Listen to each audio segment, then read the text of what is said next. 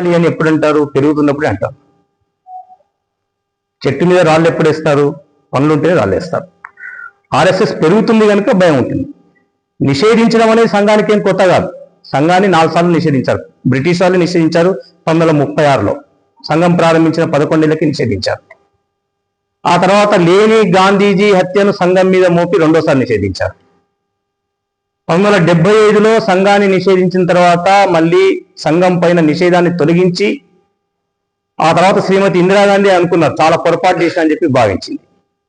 92లో కూడా నిషేధించారు. కనుక నిషేధించాలి అని అనుకున్నట్లయితే నిషేధానికి ఆగిపోయేటువంటిది కాదు. సంఘం ఏదో ఒక నలుగురితో ఏదో ఒక గ్రామంలో ఒక చోట ఉన్నట్టు అది ఒక మహా ఉద్యమం. ఇది సమాజంలో అంతర్భాగం అనేటువంటిది. ఎక్కడ నిషేధిస్తారు మీరు? అసలు నిషేధించడానికి మీరెవరు? మీరు ఎక్కడున్నారు కనుక నిషేధిస్తారు? మీ అస్తిత్వం ఎక్కడుంది కనుక నిషేధిస్తారు? కనుక కొన్నిసార్లు వాళ్ళ అవసరం కోసం మాట్లాడుతుంటారు. ఎవరైతే నిషేధించమని చెప్పారో వాళ్ళు గతంలో కూడా నిషేధించి భంగపడ్డారు. పొరపాటైందన్నారు. 49లో గాంధీజీ హత్య చెప్పినప్పుడు నిషేధించినటువంటి వాళ్ళే ఆ తర్వాత పొరపాటైందని చెప్పి ఒప్పుకొని మళ్ళీ చేయమనేటువంటి మాటలు మాట్లాడారు. 75లో రాజకీయ అవసరం కోసం నిషేధించారు. తమ రాజకీయ అధికారాన్ని కాపాడుకోవడం కోసం నిషేధించారు. కనుక సంఘాన్ని నిషేధించడం అనేటువంటిది సాధ్యం కాదు. సంఘం పూర్తి డెమోక్రటిక్ ఆర్గనైజేషన్. ఒకవేళ దేశభక్తిని నిషేధించాలనుకుంటే సంఘాన్ని నిషేధించవచ్చు. మంచితనాన్ని నిషేధించాలనుకుంటే సంఘాన్ని నిషేధించవచ్చు. పర్యావరణ హితాన్ని, కుటుంబ విలువల్ని, తర్వాత రాజ్యాంగబద్ధమైనటువంటి సూత్రాలని, స్వ ఆర్థిక విధానాలని నిషేధించాలనుకుంటే ఆర్ఎస్ఎస్ నిషేధించవచ్చు. ఏ కారణం మీద ఆర్ఎస్ఎస్ నిషేధిస్తారు? ఆర్ఎస్ఎస్ చేసినటువంటి తప్పేమిటి? కనుక ఇదేదో వాళ్ళ రాజకీయ అవసరం కోసం మాట్లాడుకునేటువంటి విషయాలు ఉండొచ్చు.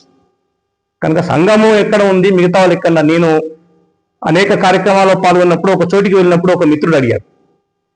ఇంతకుముందే చెప్పాను, ప్రతిష్ఠిత వ్యక్తి కార్యక్రమాలు చాలా మంది వచ్చారు. ఆర్ఎస్ఎస్ తో ప్రారంభించబడినటువంటి సంస్థలు 100 సంవత్సరాలు దాటిన సంస్థలు ఉన్నాయి. ఆర్ఎస్ఎస్ కు 100 ఏళ్ళైంది.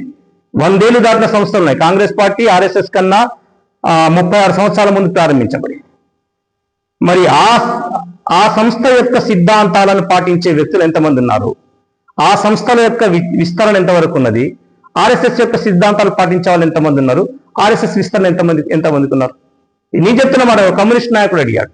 100 ఏళ్లలో మీ సిద్ధాంతాలు పాటించే వాళ్ళు దేశం మొత్తం మీద లక్షలాది మంది తయారయ్యారు. ఇవాళ మా సిద్ధాంతాలు కనిపిస్తూనే లేవు, కారణం ఏంటని చెప్పి అడిగారు. కనుక ఇవాళ వాళ్ళు ప్రశ్నించుకోవాలి. నిషేధిస్తే ఆగేటువంటి సంస్థ సంఘం కాదు.